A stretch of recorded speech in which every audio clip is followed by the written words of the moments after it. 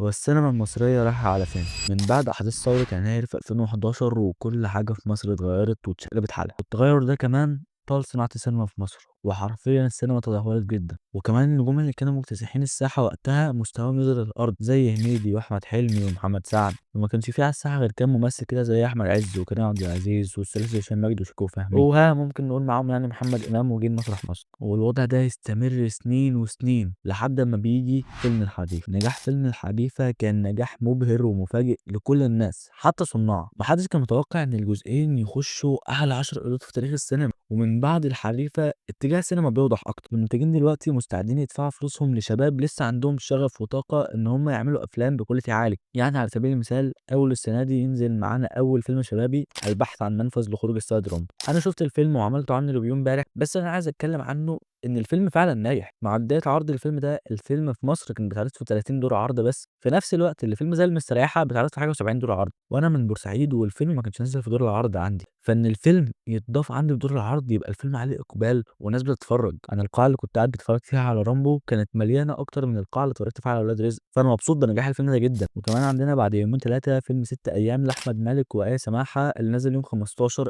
اللي انا بصراحه متفائل بيه جدا، وفيلم سيكو سيكو لطه دسوقي وعصام عمر اللي تقريبا نازل في العيد الصغير، وكمان معانا فيلم نجوم الساحل لاحمد داش وعلي صبحي، وكمان فيلم اوفر سايز لكزبره. انا بصراحه متفائل جدا جدا بالاتجاه الجديد اللي السينما رايحه له، ومبسوط ان احنا خلاص بقى عندنا جيل جديد فيه ممثلين جامدين بجد قادرين ان هم يعملوا افلام حلوه. لو عندك راي مختلف ما تنساش تكتبوا لي تحت في الكومنتات وتعملوا لايك وفولو، وبس كده.